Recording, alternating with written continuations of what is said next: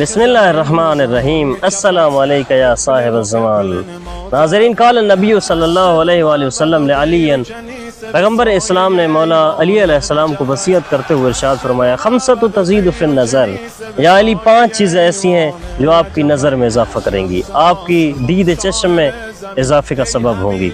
Number 1, अन-नज़रु इलल काबा, बैतुल्लाह की तरफ देखना, काबा की तरफ देखना आपकी नज़र में इजाफा होगा। अब बाज़ लोग सोच रहे होंगे हम बैतुल्लाह की तरफ जाएं, हम मक्का जाएं, हमारी वुसअत इतनी हो तो हम बैतुल्लाह को देखने के लिए मक्का जाएं। आप परेशान ना हो, इंतज़ार करें।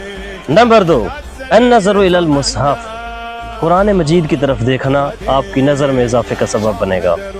इसका मतलब है कुरान को पढ़ना ही सिर्फ इबादत नहीं, आप कुरान को खोल के पढ़ेंगे वो अलहदा इबादत शुमार होगी। उसके साथ साथ आपको फ़ायदा ये होगा कि आपकी नज़र तेज़ होगी। इतना कुरान मजीद की बरकत है, लिहाजा कुरान मजीद को अगर आपको हिफ्स भी है, आपको सूरतें हिफ्स भी है, तो कुरान मजीद को देख कर पढ़ा करें। इससे आपको सवाब भी मिलेगा और फिर आपकी नज़र भी तेज़ होगी।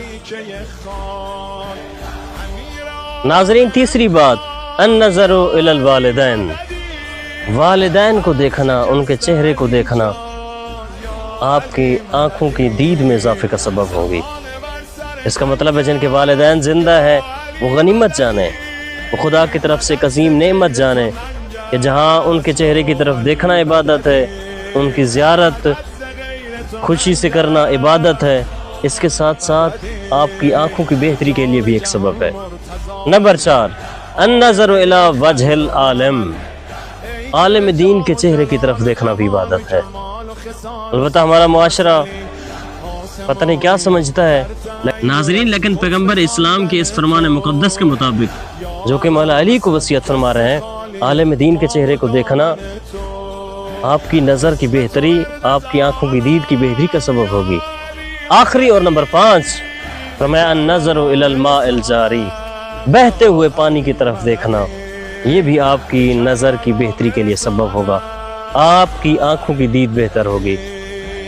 परवरदिगार हमें अपनी इताअत की तौफीक इनायत फरमाए। तमाम देखने वाले जीते रहें और हमेशा सलामत रहें।